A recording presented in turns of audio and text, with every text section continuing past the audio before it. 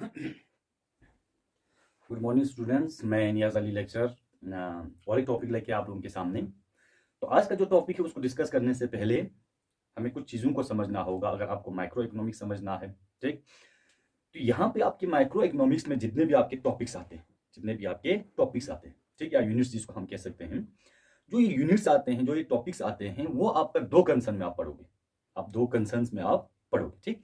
एक कंसर्न जो है वो आपका होगा कंज्यूमर के नजरिए से या कंज्यूमर के कंसर्न से। दूसरा जो है वो है आपका प्रोड्यूसर के कंसर्न से। कंज्यूमर कौन होता है? जो गुड्स एंड सर्विस को कंज्यूम करते हैं, जो खरीदते हैं और इस्तेमाल करते हैं, अपने वांट्स को पूरा करते हैं, उसको हम कहते हैं कंज्यूमर। प्रोड्यूसर वो लोग हो गए जो गुड्स एंड सर्विस को इकोनॉमी में लाता है, जो क्रिएट करता है, ठीक। तो यहाँ पे जो है टॉपिक्स, पहले शुरू के जो टॉपिक्स हैं वो हम कंज्यूमर के एंगल से पढ़ेंगे कि भाई यहाँ पे हम देखेंगे कंज्यूमर कैसे बिहेवियर करता है।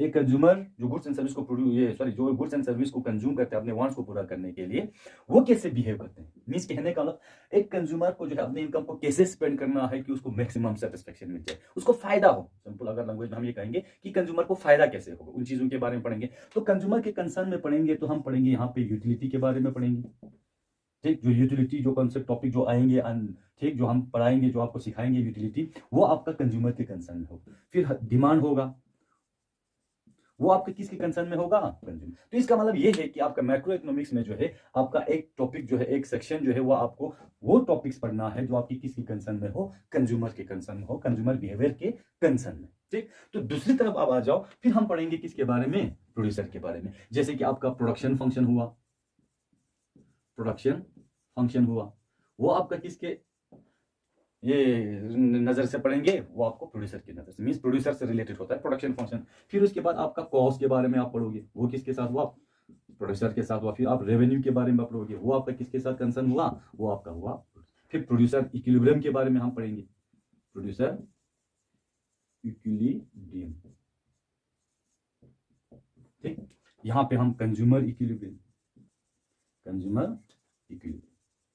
तो कहने का मतलब यह चीज हुआ कि आपके आने वाले टॉपिक्स में जो भी टॉपिक्स आप पढ़ोगे, वो आपका शुरू के जो टॉपिक्स हैं वो आप कंज्यूमर के एंगल से पढ़ोगे कि कंज्यूमर को क्या होता है, कैसे उसको फायदा होगा, कैसे उसको इनकम स्पेंड करना है कि उसको मैक्सिमम सेटिस्फेक्शन होगा, उसका डिमांड किन किन चीजों पे डिपेंड करेगा। तो कहने का कंज्यूमर बिहेवियर को लेकर आपका सारा टॉपिक्स पढ़ोगे। दूसरी साइड में जो है आप प्रोड्यूसर के कंसर्न में पढ़ोगे कि प्रोडक्शन फंक्शन क्या होता है, कॉस्ट क्या होगा। मींस कहने का प्रोड्यूसर को कैसे बिहेव करना चाहिए या कैसे बिहेवियर करते हैं कि उसको मैक्सिमम सेटिस्फेक्शन, उसका सेटिस्फेक्शन जो वो प्रॉफिट होगा, ठीक। तो उसको मैक्सिमम प्रॉफिट कैसे मिलेगा, कैसे बिहेव करेगा। तो आपका पहले कुछ चैप्टर जो है, जो यूनिट्स जो है, वो आपका कंज्यूमर के एंगल से आपको पढ़ना है। फिर आपको प्रोड्यूसर के एंगल से कि प्रोड्यूसर बिहेवियर में क्या क्या चीजें आता है उसके बारे में आप पढ़ो।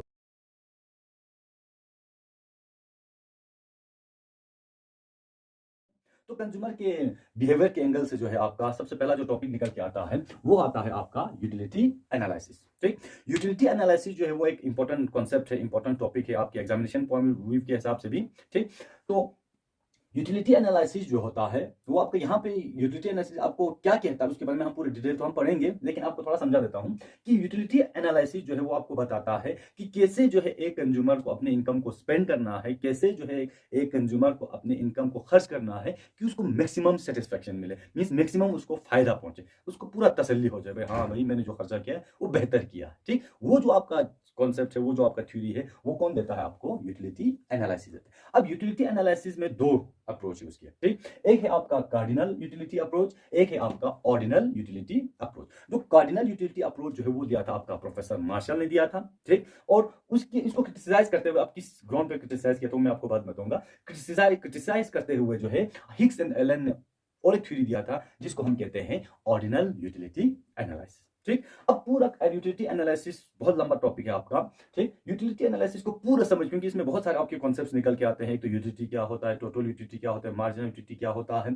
फिर उसमें कॉन्सेप्ट निकल के आता है आपका लॉ ऑफ डिमिनिशिंग मार्जिनलिटी आता है, फिर आपका कंज्यूमर इक्विलिब्रियम आता है, consumer equilibrium with one commodity case आता है, टू कमोडिटी केस। तो बहुत सारे इसके टॉपिक्स बनते हैं। तो इनको पूरे डिटेल में समझने से पहले जो है आपको, सबसे पहले मैं आपको समझाता हूं कि यूटिलिटी होता क्या है।